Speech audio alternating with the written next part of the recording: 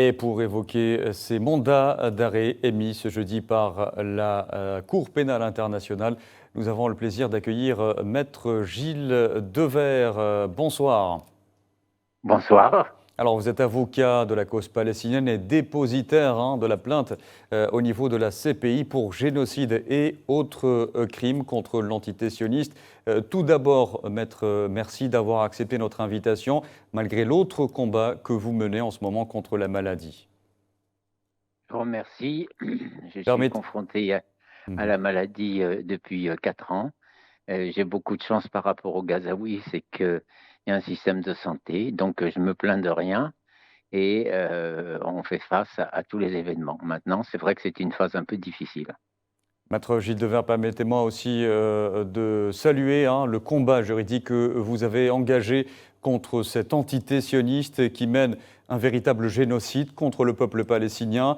Un combat qui a porté ses fruits aujourd'hui puisque les auteurs de ces crimes sont désormais sous le coup de mandats d'arrêt internationaux. Comment avez-vous accueilli cette décision ?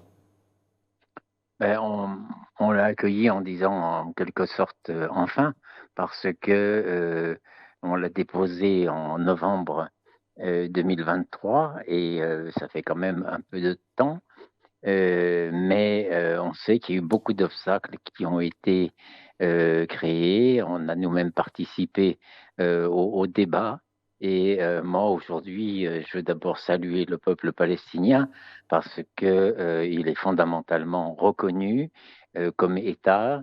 Il est dans la ligne droite de défendre le droit. Donc, sa victoire ce soir, elle est totale.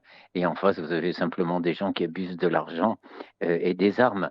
Mais je veux également saluer le travail de la CPI, vu que, comme vous le dites, elle était en train de s'enfermer dans une caricature qui était une juridiction pour l'Afrique, et donc pour la partie faible, le bras armé, le bras juridique des Occidentaux, tout ça, ça s'écroule ce soir.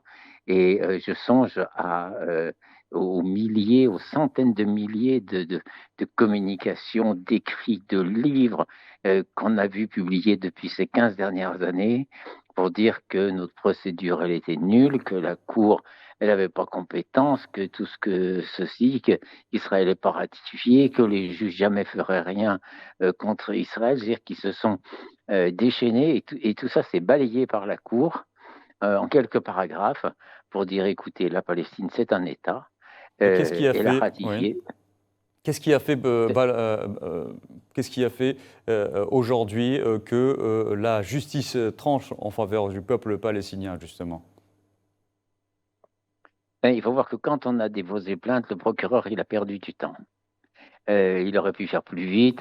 Et puis, il voulait absolument que s'il poursuivait les Israéliens, il poursuive les Palestiniens. Donc, il a fait des espèces de montages d'enquête. Bref, tout ça, ça s'est retourné contre lui. Et le moment venu, on s'occupera du cas du procureur. Mais c'était pas le moment de le fragiliser, vu qu'il était déjà attaqué pour d'autres histoires avec Israël qui aurait souhaité qu'on saute le procureur. On va voir qu'il est retardé à nouveau. Donc, le procureur, il a tardé, on lui a dit, c'est écrit. Bon, mais ensuite, la Cour, elle a été remise à travailler, la chambre préliminaire. Et là, c'est le Royaume-Uni, donc la droite, à l'époque, qui, à la demande des États-Unis, a fait une procédure pour dire, ah oui, mais voilà, donc la procédure, elle marche pas, la Cour n'a pas compétence, la Palestine, c'est pas un État. Et toute cette propagande que vous connaissez bien. Et donc, ça a pris du temps. Ensuite, il y a 80 États, partis, groupes qui ont voulu intervenir et qui étaient invités à le faire. Donc, la Cour, il faut qu'elle gère cela. Vous comprenez, ça prend du temps. Et c'est matériel quand vous êtes juge. Bon, après, il y a eu un autre événement qui a joué, c'est que la présidente de la Chambre a fait comprendre qu'elle n'était pas en position de juger. Elle aurait pu le dire dès le début. Mais bon, elle a attendu, donc il y a 3 mois. La Mhm. présidente de la Chambre, elle s'est retirée et le président de la Chambre a nommé un troisième juge. Et donc la Chambre, elle est complète. Donc finalement, en 3 mois, ils sont sortis de ces décisions. Et il faut considérer donc ce travail qui a été fait. Donc maintenant, que chacun comprenne l'importance de ce qui a été dit. J'espère que les gens vont prendre le temps de lire l'arrêt et de pas simplement en rester au communiqué, parce que nous, en attendant, on va lire l'arrêt en détail et on va en tirer toutes les conséquences et toute la force. Merci. Maître Gilles Devers, je me permettrai une fois de plus de vous souhaiter prompt rétablissement au nom de toute la rédaction d'Al 24 News. Je rappelle que vous êtes avocat et de la cause palestinienne et dépositaire de la plainte de la CPI, au niveau de la CPI pour génocide et autres crimes